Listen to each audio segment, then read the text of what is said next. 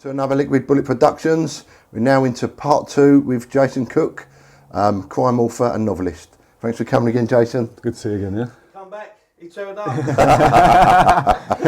You're still out. Thank you, Jason. Gone through all the customs, nothing, no one said a dicky bird. He's free, the guy that had picked me up, he's 3 rows down, so like 2 people and then him. Yeah. And I'm walking along and I look around and I can see him and he's just like not even staring, he's just staring right at me, so he's not doing anything. So I get on the plane, I sit in the plane, I'm thinking, you know, they're going to, Heathrow, you know, in London, I'm going to get fucked, and they're going to know. So what was it you had on? Sorry, so like strap, it was a strap, like a belt like under a strap thing, yeah. So strapped up, and yeah, got to come off the plane. Go for you have to go through, wait for your baggage and all that. So as I come off, picked up the baggage, and he said, one of the guys come over and said, "Can you come through here?" So like stopped me, and I was like with the bag, and I was thinking, yeah, they know I've got it. They must know. Why have they stopped me? Pulled me into this room, undone all the bags and everything, searched through. So where have you been? I told him where I'd been, why you've been out there. I said I've been out there to do like a holiday, why, all that stuff. And he's looking at me, and I'm thinking, he knows I've got it, because he's asking me all the questions as if to say, I know. He said, right, come through here, can you walk through here? Walk through here. Walk the dog walked through, nothing. Go through, come back out, gives me, does the wand on me as well, takes the belt off, so I've got the belt. So he said, when it goes off, he goes to me, what's that? And I thought, well, I'm going to have to just show him. So I've gone like that and he's gone, your belt. And as he's gone like that, your belt, I've gone, so now my arm's here like this, he's gone, it's your belt. I've gone, oh right. So I've taken off the belt, put the belt down, then he's gone, okay, grab your bag, walk through. So I've grabbed the bag, walked through. He said, okay, off you go. So I'm walking through, come back through now with everything else, and I'm walking through. As I'm walking through, get towards where you're going to come out, and another guard stands in front of me, and he said, as I've gone, I looked at him, and he looked at me, and he's gone, where are you going? I said, I'm going home. He's gone, you've left your belt. And I thought, I just looked at him like that. I just thought, he said, you've left your belt. So I thought they're gonna get me back in there and they're gonna go right with the gear. So I've gone and got the belt, give me the belt back, come back through, and then just watched. They had another dog walk through the whole it was normal anyway. I don't know if it was just for me, but they had another dog walk through, and I got outside, got down into the cab, and the guys that knew me they were driving in the black cab. One of them drove a black cab, and then took me back to the place I'd been. Fucking when I got in there, didn't even talk to me, nothing. Must have been sweating by this sort of stage. No talking or nothing. Pulls out the knife, lifts up the thing, just cuts it off me, goes into the room. I'm sitting on this old settee, just sitting there in the same place I'd been to where they're taking me with the guy, waiting, didn't know what was going on. And then must have been about an hour, they've come back out. He's gone, there you go, man. He goes, anything you need, just give us a shout. Give me an ounce of coke. And I was like, right. I said, what about the money? He said, forget the money. He says, done. And that's it. And then he went back in the room, and I was just like, what do I do? Do I go? Do I stay? What do I do? So I got out, went down, and I remember sitting on the stairs on the flats. I fucking opened it up and started shoveling all the way over, shoveling. Fucking got in, I was just like, fucking lost and done a lot. Yeah, I suppose you sit back at that point and take in everything that's happened, like, oh my God, I just got away with that. Yeah. Mr. Lucky, Yeah. So and I believe that goes on all the time. Yeah, it probably does. Yeah. But at the time, just more shovel, more you know what I mean, more buke. And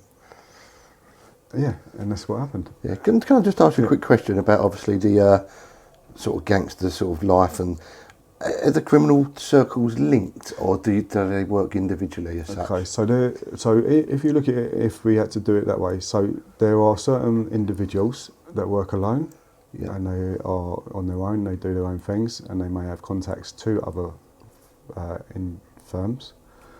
Some of them do connect and some of them don't. Some of them are on the fence, they'll work with each other, but it's strictly business. You cross over the business, then there's the conflict. You've got ones that work with their own. They won't work with no one else because that's how they keep safe. They work with their own, they know their own, and they stay safe with that. And then you've got those that will work with anyone. They're opportunists. They'll just go out and, right, if the money's there, I'll do it. You know, give me the job, I'll do it. Yeah.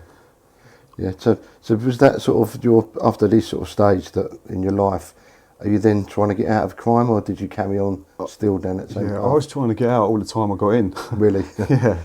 Believe it or not. It just kept picking up more debts and getting more involved. Yeah, more debts. The more coke I was taking, the more addicted I was getting, the more stuff I'd be laying on, and the more stuff, and then you start, they call it robbing to pay Paul.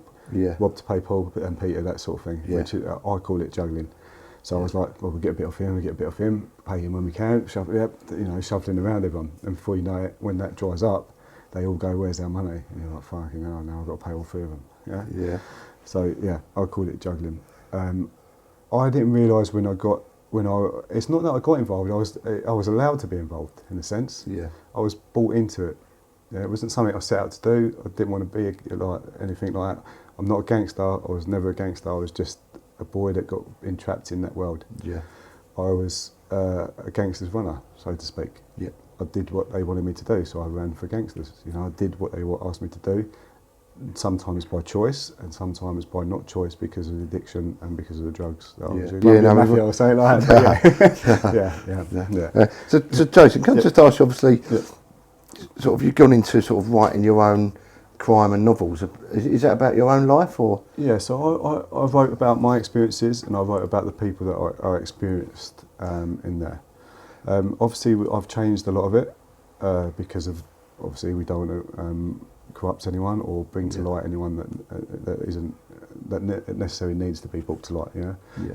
I changed everything about the stories. What happened, but obviously you still have to protect those people.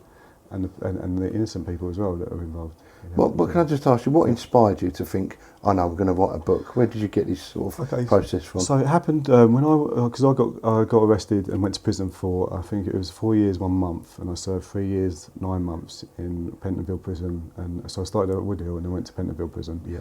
And I went into Woodhill prison, and one of the prison officers at the time wasn't like the others. He said, "Look, do you really want to get yourself together and get your life sorted out?" And I was like, "Well, yeah, of course you do." He's like, "Okay, well, we'll see." And then he came back and he said, "Like, you can go on to education, or you can go on to the drug-free wing. If you could do a test that's not positive, you can go onto the drug-free wing." And he said, "On there, there's people that want to get free of drugs. You know, they're all there to try and get their lives back together." Yeah. And I was like, "Okay, that sounds good. That's what I want. You know, I wanted to get my life back together. You know, Yeah. Didn't want it because I knew where it was going to end. I was either dead or I'd be in prison for a long time, Yeah. or someone else would get seriously hurt. Yeah. And I didn't want that sort of life. And also by then I'd had my daughter, so things had changed dynamically for me. Yeah. And mentally, it was about my daughter, not about me. In that sense. Yeah. Because when you have no responsibilities, you take the risks. Yeah, I suppose you don't care about yourself so No. much, but when you've got to think of others, Yeah. it becomes So a it bit changed. more It changed. life. So yeah, so in prison, it was given that opportunity. The first piss test I did, I think it was positive because I was using inside. Yeah. Second piss test was not positive, and he said, "Well, okay." He said, "You're clear. Go on to the drug-free wing." So I got onto the drug-free wing. This was where they do counselling. They did like group therapy. We did helping with sessions, like people would come in, like old people and people with disabilities, and you could help them and support them. They'd come into the prison wing, into the gym and do remedial works. And I was then, through certain circumstances, I was able to then go into do the prison orderly. Yeah. And inside prison there's a network anyway. You know, you help each other. So if you're on the servery, you'll help those that are in the gym. If you're in the gym, you'll help those that are on the laundry. And it works. Yeah. It works. Yeah, and that's what helps you. And it's good. Forget about the organised other stuff that goes on. That's what helps you. So got there, managed to become prison orderly. Stayed in the gym, started training in the gym. And helping those, and the prison officer at the time was pushing us. He'd train with us, he'd say, get yourself together, and worked really well with us. And I came out thinking then, life is different. It should give you a positive mindset now. Yeah, and because if you think from the age of 12, well, probably about 11, all I'd known is drugs, other people, the things that I was involved with.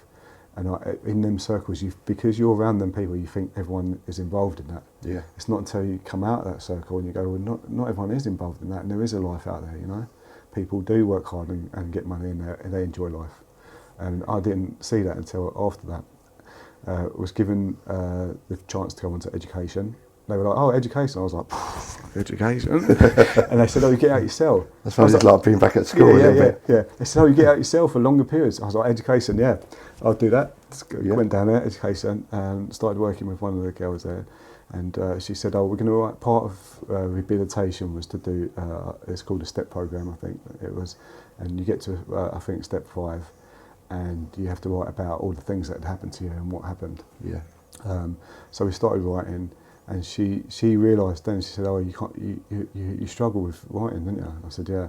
She said, "What about reading?" I said, "Well, I'm reasonably all right with reading." She said, "But do you take stuff in?" I said, "I take enough in."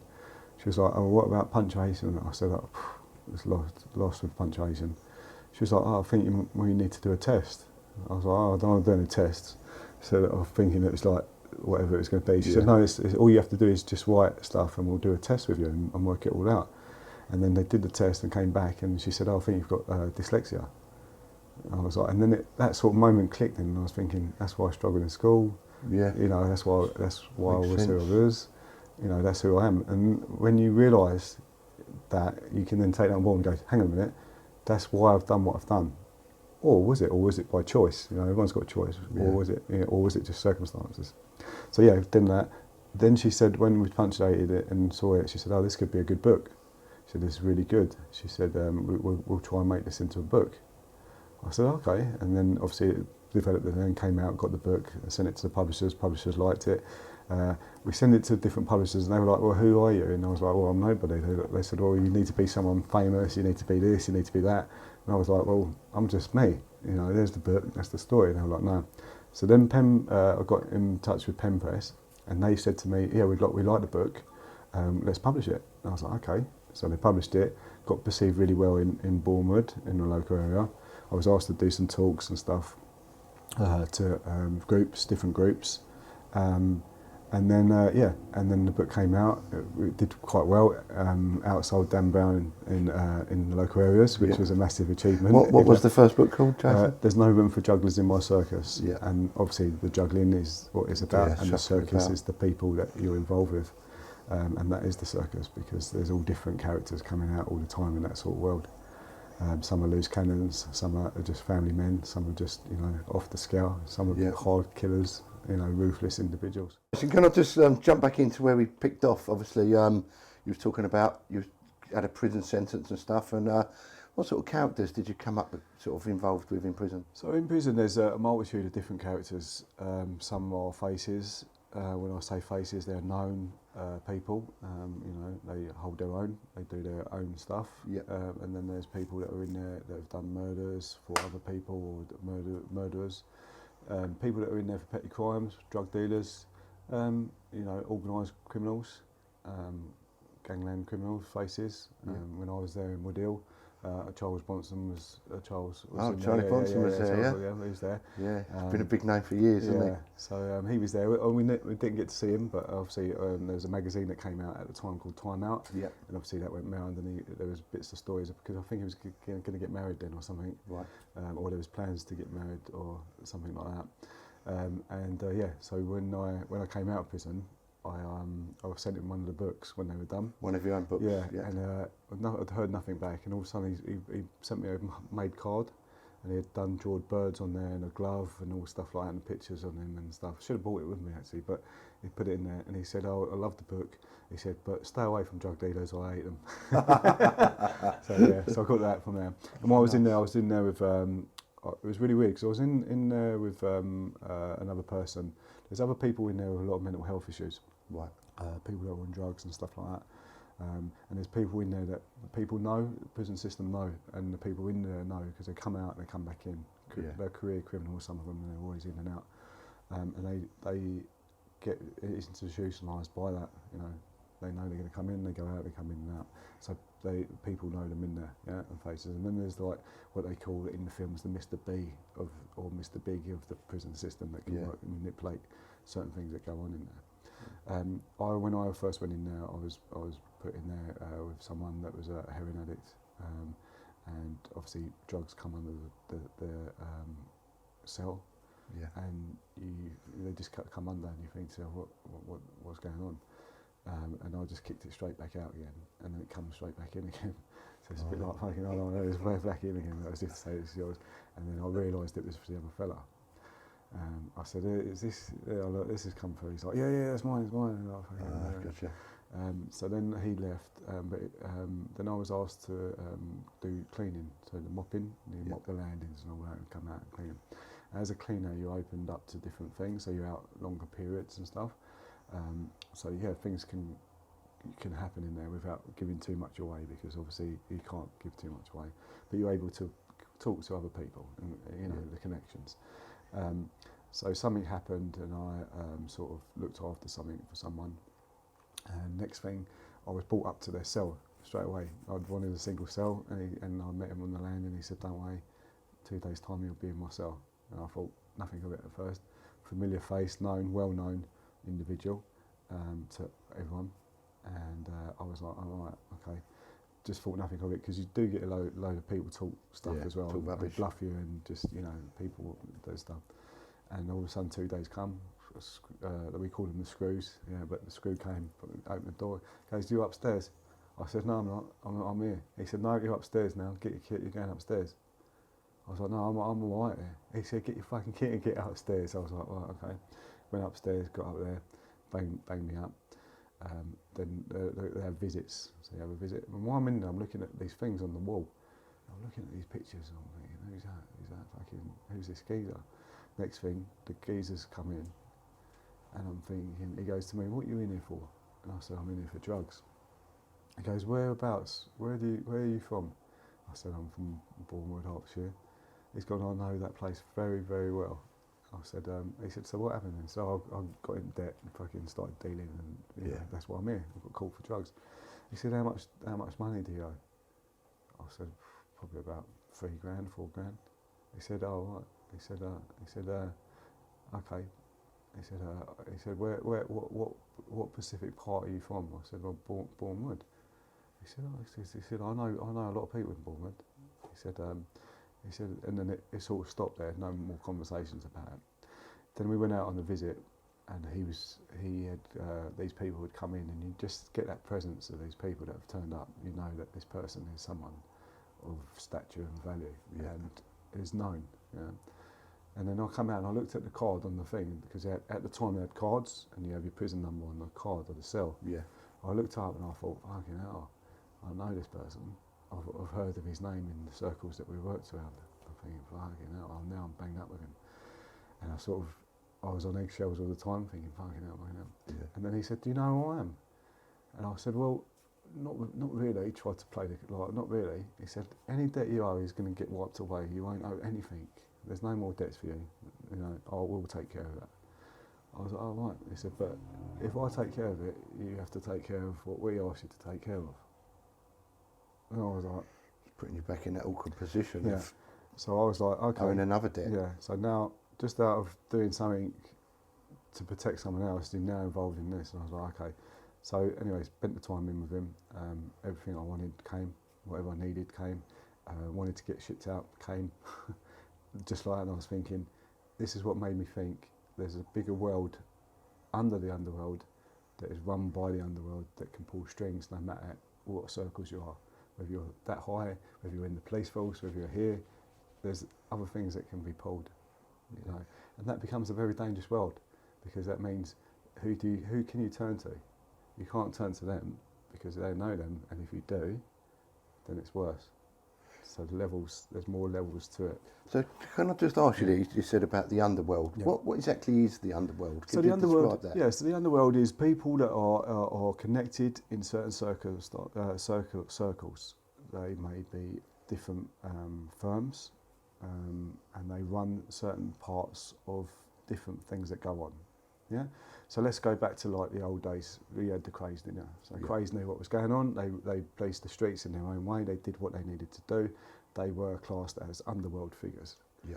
As that moves on, other people came into the limelight, and they then took control of certain things, and they decided that they would take control of the streets and say, this is our stuff. You work for us. You do this. We tell you what to do. You owe us money. You pay the money. Connections, that sort of thing. That is what I believe to be the gangster, a real gangster that can do what he says he can do, when he can do it, doesn't have to bluff about it, and these things happen and the operation will go ahead. And sometimes the gangster doesn't have to do anything. He's known as the gangster, and all the minions will do the work, and he gets the praise for it. But he gets away from the limelight as well. People will do time for him, or her. Sometimes it's not always him, it's her as well. And they will do time for that person. They'll take the rap for something, and they won't say anything, and they won't put anyone in the limelight, and they'll do it, and they'll get looked after when they come out, which is a dangerous world. Yeah. Do you find they also have sort of links to sort of, like you say, like prison screws, police, corrupt police as such, and states like that? There is a bigger world. We see it from that side, but there is a bigger world. Some people do have them connections. Top people, when I say top people in the criminal industry, organised criminals, do have that at their disposal. Not always that. Sometimes it might even go into Crown prosecutioners. It might go into further depths, depending on how high the money is, or how high that them individuals are. Yeah. Without giving names away, and that happens, and that becomes if you can do that, you become a very powerful position, which makes you a powerful gangster, because you can manipulate certain things. You know that if something happens, you can just wash it away. There you go, there's a few quid, we'll give this person up, or we'll go, that the person can have that, and we'll work around that. Yeah, so it opens up a whole bit more picture, really, doesn't it? Who could be involved in that? That's it. Yeah. What sort of people and what sort of what do you call it? Job roles, job titles are Yeah, involved, all yeah. different types of stuff. It's changed a lot now. There's more international things, and it's more of an overworld than an underworld. International teams have now come together and taken over certain aspects of what was led to believe. Some people have been taken down by the police. Big networks has happened, but these new figures have come in now and taken control of it, and now are running the streets, and they operate in different ways. Not only through criminal activities, but through activities like cyber crimes, through all the other things that they're using, all the internets and things like that. They're able to manipulate things like that. Yeah, got you. So that's quite a big thing now, isn't it? With these cyber crime and sort of scams and stuff. So is that, like you say, run by these sort of underworld criminal type? Yeah, some of them are they're organised in what they do. They're organised in where the shipments come from. They organise that. They use that to obviously do what they need to do. Without giving too much away, you can't tell you the ins and outs because it puts them in jeopardy and it puts myself in jeopardy and everyone else. So you have to keep it to a thing. People know it happens, we know it happens, and it's organised in that sense. They have the control of certain aspects of whether it be drugs, whether it be money, whether it be how they launder that money. That's how they work and operate. It's quite an interesting sort of outlook and stuff of like a lot of people don't realise how much it goes into that sort of world, does it? No. It's like a whole other world, really, isn't it? So more of an overworld now. More people are involved. There's more. A few years ago, when I was involved in that sort of industry, there was a war on drugs. But it seems like the war on drugs hasn't won because there's drugs everywhere. So the organisations of them people have become bigger and stronger because they're able to operate in the ways that they operate.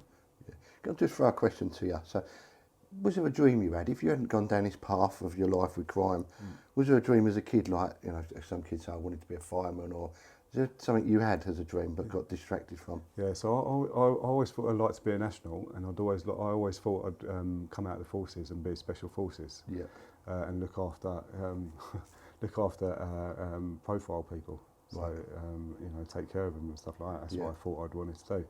And I would have liked to have done that, but obviously, I chose the wrong path, or the path that chose me, and I went down them. I had choices, I took them choices. Yeah.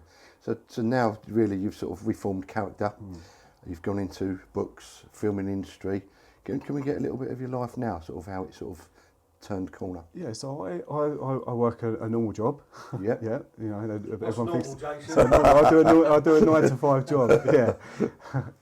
Things that I hated back then, I do a 9 to 5 job, normal. In my spare time, I write books about my experiences and about things that happened to me. Also, I write children's books. I work out on films, so I develop films, stories in-house, and I develop them all the way up to able to pitch them and work on film sets and do stuff like that. It's quite a totally different lifestyle, but it's quite an interesting life again. Now you're going into producing your own stuff. Yeah. And so how did you first sort of become sort of able to do that? Okay, it's very hard. It's very hard to step away from it because the opportunity is always there. When you know that fast money is there and it's easy opportunity, it's like, why am I getting up? Why am I doing this? And now I look at it, I get up and do it because I don't put my life in danger. Yeah. I'm not putting anyone else's life in danger, and I can get up and go to bed not worrying that someone's going to come through the door, not worrying that the police are going to come through the door. So in my own mental health and my own health through that, I feel safe, to do that. It was difficult. You always get the callbacks here and there. This is happening, fancy doing this, fancy doing that. I push it away now because. Do you have to sort of change your circle of friends around you and stuff to get away from that life? Yeah, I stay away from everyone. Yeah, I try to stay away from everyone now because it's there if you want it. That's the thing. And a lot of people, like myself, a lot of people are blinded by the lights. That's what they say. It's blinded by the lights. They see that, they want it, they want a piece of it, and they get involved. So can we just ask you now can you sort of talk us through your books you've done, what they're about, and obviously your films you've done and what they're about? Okay, so the books are, there's 5 books altogether. The 4 that are known that are already out are called There's No Room for Jugglers in My Circus. The second one is called The Gangster's Runner. Third one is A Nice Little Earner. And the last one is Cocaine, The Devil's Dandruff. We're now commissioned to write the Cookster, and I'm nearly finishing that off. So there'll be 5 in the series, and all it does is takes you from the first book straight back to the beginning of where it all happened, and it brings you right up to the first book, which is There's No Room for Jugglers, and then it takes you through the whole story of how I got involved more in depth. We've touched some of it, but it shows you the whole story, the people that I was surrounded by, what they got, how they got involved, how their story evolves around them as well, and what causes them to be a part of what we call the underworld. And then how does the books sort of led into the films from there, from the books? Or? Yeah, so what happened is I sent a book out to a few script writers. One of the script writers said, I like the book, I'll do the script for you. So she'd done the script for us, which was Joanne Hess. She liked it, writ the script. I sort of liked the way she worked. She didn't just go off and write something and come back and go, what do you reckon? And she worked with me. I'd tell her the stories, tell her what happened, and she'd start writing, and then look at the books as reference and reference it from there. And I liked the way that she did that process, and we worked well. So I stayed with Joanne, and Joanne then started writing the 4 screenplays, and she wrote the screenplay to the Cookster, which will come out from the book. So the screenplay's already written, it's just the book now coming towards that. And we're going to start shooting that. Developments have started with a producer who's also keen to shoot the Cookster. So are any of the films actually already out there? So not yet. Not yet. Not yet. So what happened is I was keen to get the first one done, and they were like, no, let's wait, let's wait. And then when we had the 4, then someone said, you've got 4 stories, it's all good, but people also want to know how. You're there, you're doing it, that's good, but we want to know how and why. What happened, what made you turn that corner, what makes people go out and do what they do, and be a bit different from the gangster stories, that are out there. It's a bit different. So we've still got to look forward to the films coming out and another book. Can I just ask a little bit, obviously, while we're talking about films, you've done a bit of acting and stuff yourself. Yes. Is that correct? Yeah, so I was in Bonded by Blood. I was an extra, I know someone else that was in that. So I was in there, I played a completely different role from what I was used to playing, which was a prison officer. Oh, you was a prison officer? Yeah, I was one of the prison officers in the canteen scene. I think it was Adam Deacon and some other people that was there. And Tamer Hussain was in the walkabout bit, the yard. They called it the yard, didn't they? So he was in there, which was good. And that was really good. I really liked that. I watched how people did it, and really felt that this was a new calling. I thought, oh, this is cool. I'd like to get involved. Then I worked on a film called 10 Dead Men with Ross, I think he was the director then. I was just an extra. They put an advert out, said extras come in, and I started helping the thing. Watched how he did it, and obviously he made it good, and we did that. And then I thought to myself, okay, I'd like to try and produce my own stuff. I met another guy who was a producer who'd done some books as well, and he sort of coached me in a sense and said, this is how the steps are to do it, because I didn't have a clue at that stage. And he showed me how to do it. And while we were shooting that, we shot a trailer, a semi-trailer for Sony Productionz. It was in a magazine, and we came third, I think it was, out of that. Didn't quite make the grade for the film, for them to fly us to Hollywood and give us all the special, but we came first time third, that was good. Then I met another producer and director, which was called D. Johnny Chan, and he owned Silent D Pictures, and he came down and shot a teaser trailer, and he said, well, I'd like to work with you. So we worked on another film, shot that. I was an extra in that, called London Love Story. Completely different. It was an Indonesian film. I'll play a baddie in there, and just carried on from there. Then I started working out how to line produce, how to put the pictures together, how to try and network and bring people together, and it's moved on from there. And now we've got the scripts, and now we're ready with the books. Moving forward in a different direction. What can you see for your future holds for you, Jason? So I'd like to, for my future, so I'd like to have the films out. I'd like to move into animation, because I've written the children's book and do animation, and I'd also like to try and see if I can give opportunities to other people to bring them in and give them a chance.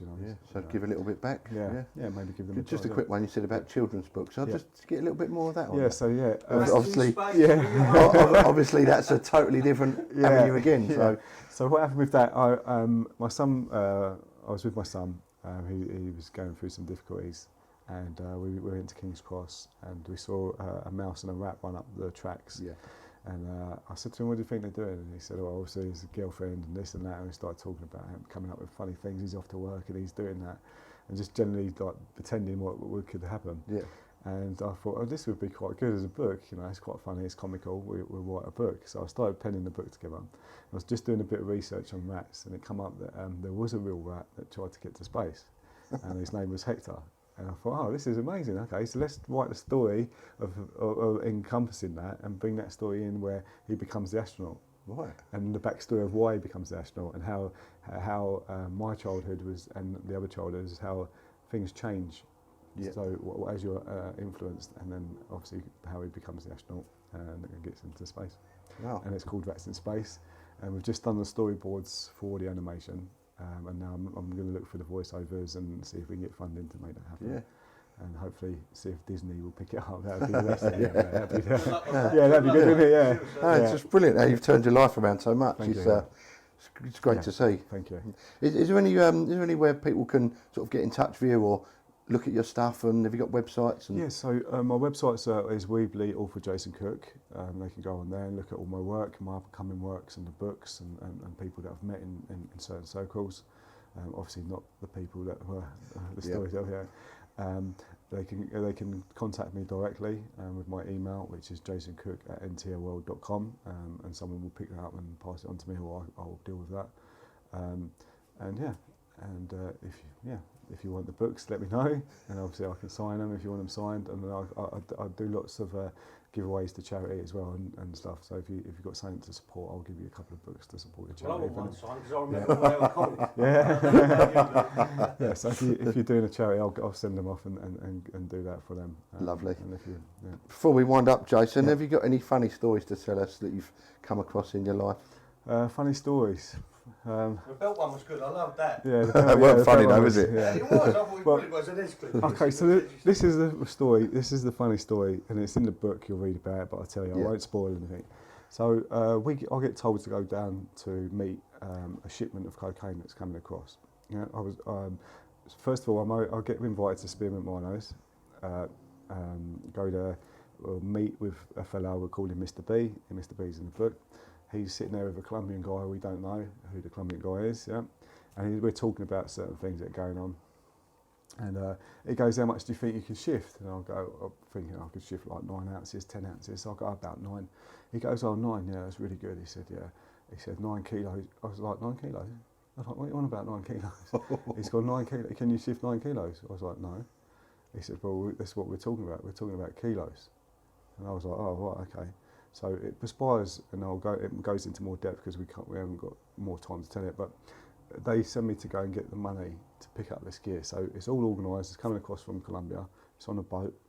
It's coming across. When it reaches international waters, it belongs to the responsibility of who's ordered it and whether they want it. That's how it sort of works without giving too much away, in a sense. Yeah. I'm told to go and pick up the money. So we go to this place where they've got the 2 Russian fellas have got money, and I'll go there, and the amount of money we're supposed to pick up. So I'll go into the gym, because what they had is a false floor in the gym, and they'd lift up all the mats. The floor was there, all Kruger hands, gold, all passports and stuff. And he gives me a paper about this big, like probably about that big, with all flower writing on it, with the amount on it. And I goes to him, what the fuck's that? He goes, that's the money. I goes, no, I need the money. You got the shipments coming. I need the money. The people have sent me here to get the money. He said, that is the money. He said, I thought you was professionals. I said, I am. He said, well, that's a fucking bank bond. So I've got this bit of paper. I'm fucking thinking, look, I'm going to pick the money up. Yeah. But it's a fucking bank bond, and you just go and cash it out. So yeah. So that was So you expect to have a briefcase full of cash? So I'm thinking walking in there with big duffel coats like we used to, like big fucking duffel bags full of money. And fucking he gives us a bit of paper, and we got a shipment of fucking the money coming over, like the gear coming over on the boat, and there's me fucking with a piece of paper thinking, fucking hell, I've got to go there, see the main fellas and go, he's give me a bit of paper. So that's quite funny, but still serious in a sense. But yeah. Cool. I mean, it wasn't all bad. There was a lot bad. There was some good times, but if I could change it, then I would go back and say, do you know what? I wish I hadn't got involved in the drugs to begin with. Before we finish up, is there any advice you can give sort of young ones that are sort of getting involved in crime and going down that wrong path? Any sort of words of advice you'd give them? Yeah, I mean, just read the books, listen to the story. At the end of the day, it's your choice. You know, you're gonna hear it. You know, it's down to you to make the decision. I just hope that you look at this and hear it from someone that's actually been there. Yeah. And it doesn't end there. You know, you think the money's coming in, it goes on to addiction, and not only that, it's not you're hurting. It's going to be the people around you, family, friends. You know. So I just say, you know, if you've got a chance, if you're in it, try and walk away. If you've got a chance to walk away, and if you're not in it, stay away from it. Lovely. Right, we'll wind it up there, Jason. Thanks ever so much for coming. Really appreciate it. Good luck, Jason, with the books and the film, mate. Cheers, thank you. Thank you. Yeah.